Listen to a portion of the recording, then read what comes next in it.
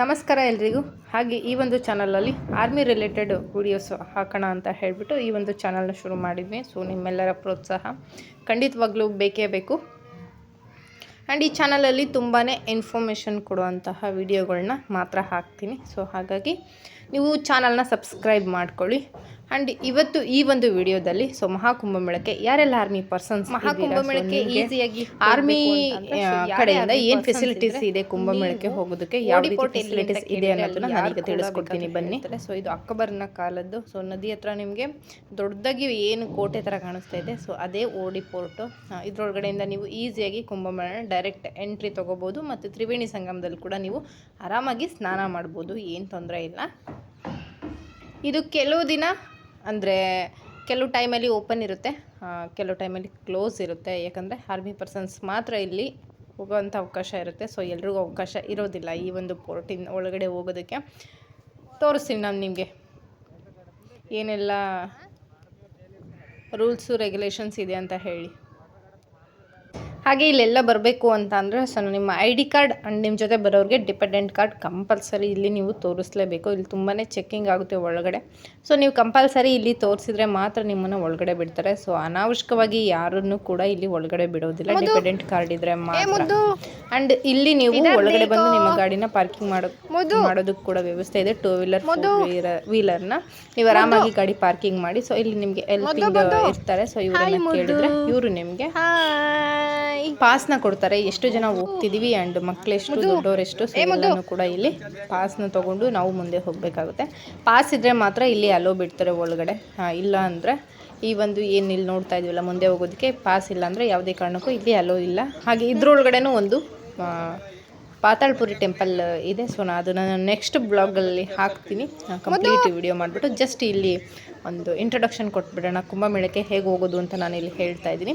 So main ಗೇಟಲ್ಲಿ ಬರೋದಕ್ಕೆ ನಿಮಗೆ ID card dependent card compulsory ಇರುತ್ತೆ. ಸೊ ಒಳಗಡೆ ಬಂದಮೇಲೆ ನೀವು ಪಾಸ್ ತೊಗೊಂಡು ಹೋಗಬೇಕಾಗುತ್ತೆ. ಇದು ಕಂಪಲ್ಸರಿ ಎಲ್ರಿಗೂ ಇದ್ದೇ ಇರುತ್ತೆ. ಸೊ ನೀವು ನಿಮ್ಮ ID ಕಾರ್ಡ್ ಡಿಪೆಂಡೆಂಟ್ ಕಾರ್ಡ್ನ ತೋರಿಸಿ ನೀವು ಪಾಸ್ನ ತೊಗೋಬೇಕಾಗುತ್ತೆ.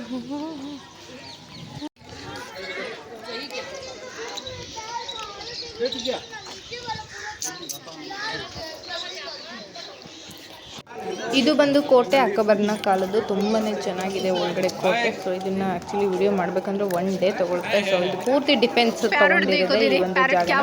ಬೇರೆ ಹೊರಗಡೆಯಿಂದ ಯಾರೇ ಬಂದರೂ ಕೂಡ ಅವ್ರಿಗೆ ಯಾವುದೇ ರೀತಿ ಇದು ಒಳಗಡೆ ಎಂಟ್ರಿ ಇಲ್ಲ. So only army persons defence ಅವ್ರಿಗೆ ಮಾತ್ರ ಈ ಒಂದು ಕೋಟೆಗೆ ಎಂಟ್ರಿ ಇರೋದು. ಸೊ ಹೊರಗಡೆಯಿಂದ ಬರೋರಿಗೆ ಯಾರಿಗೂ ಕೂಡ ಅಲೋ ಇಲ್ಲ. ತುಂಬಾ ಚೆನ್ನಾಗಿದೆ ಈ ಒಂದು ಕೋಟೆ. ನಾನು ಕಂಪ್ಲೀಟ್ ವಿಡಿಯೋ ನೆಕ್ಸ್ಟ್ ಬ್ಲಾಗಲ್ಲಿ ಹಾಕ್ತೀನಿ ಯಾವಾಗಲಾದರೂ.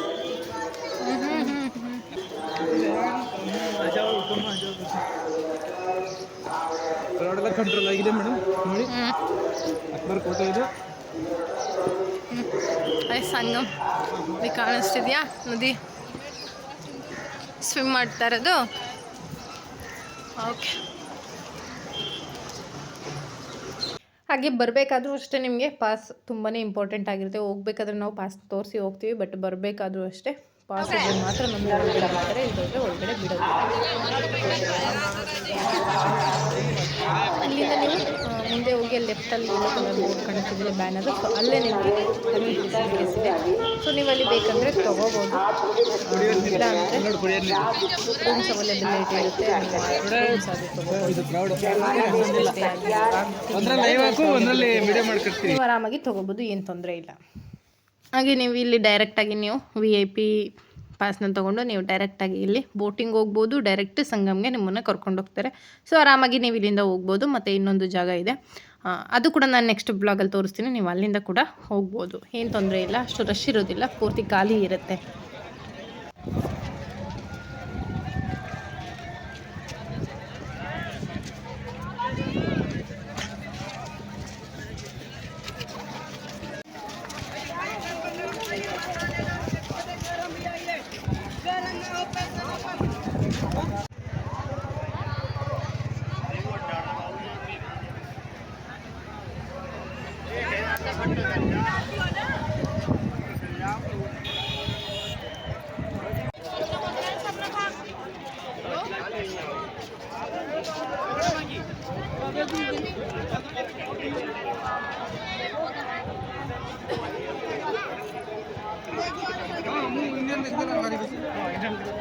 ನೋಡಿ ಬೋಟ್ ಎಲ್ಲ ಮುಂದೆ ಅವೈಲೇಬಲ್ ಇದೆ, ಬನ್ನಿ. ಒಬ್ಬ ಪರ್ಸನ್ಗೆ 100 to 50 ರುಪೀಸ್ ಇರುತ್ತೆ. ಸೊ ನೀವು 150ನ ಪೇ ಮಾಡಿ, ಅಥವಾ 200 ಇರುತ್ತೆ. ಸೊ ನೀವು 200ನ ಪೇ ಮಾಡಿ ಬೋಟಲ್ಲಿ ಹೋಗ್ಬೋದು. ತ್ರಿವೇಣಿ ಸಂಗಮ ಕಾಣಿಸ್ತಿರೋದು. ಸೊ ಅಲ್ಲಿ ವೈಟ್ ಕಲರ್ ಏನು ಕಾಣಿಸ್ತಿದೆ, ಅಲ್ಲಿ ತ್ರಿವೇಣಿ ಸಂಗಮ ಕಾಣಿಸ್ತಾ ಇದೆ. ಸೊ ನೀವು ಅಲ್ಲಿಗೆ ಬೋಟ್ ಮುಖಾಂತರ ಹೋಗ್ಬೋದು, ಅಥವಾ ಇಲ್ಲಿ ನದಿ ದಡದಲ್ಲಿ ಸ್ನಾನ ಮಾಡ್ತೀನಿ ಅಂದರೆ ಮಾಡ್ಬೋದು, ಏನು ತೊಂದರೆ ಇಲ್ಲ.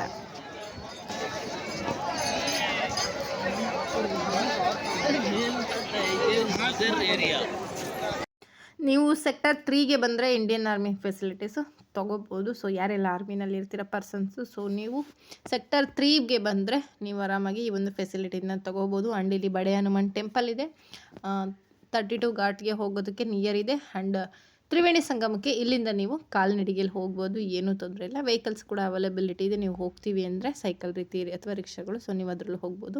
ಆ್ಯಂಡ್ ಇಲ್ಲಿ ಕಾಣಿಸ್ತಾ ಇರೋದು ಇದೇ ಓಡಿ ಪೋರ್ಟು. ಸೊ ಇದರಿಂದ ಮುಂದೆನೇ ಬಂದರೆ ಇಲ್ಲಿ ನಿಮಗೆ ಆರ್ಮಿಗೆ ಸಂಬಂಧಪಟ್ಟಂತಹ ಎಲ್ಲ ಫೆಸಿಲಿಟೀಸ್ ಕೂಡ ನಿಮಗೆ ಇಲ್ಲೇ ಸಿಗುತ್ತೆ. ಸೊ ನೀವು ಆರಾಮಾಗಿ ಹೋಗ್ಬೋದು. ಆ್ಯಂಡ್ ಇಲ್ಲಿಂದ ಒಂದು ಸ್ವಲ್ಪ ನಾರ್ಮಲ್ ಪೀಪಲ್ಸ್ ಜಾಸ್ತಿ ಇರ್ತಾರೆ ಇಲ್ಲಿ. ಸೊ ಇಲ್ಲಿಂದ ಮುಂದೆ ಹೋದರೆ ನಿಮಗೆ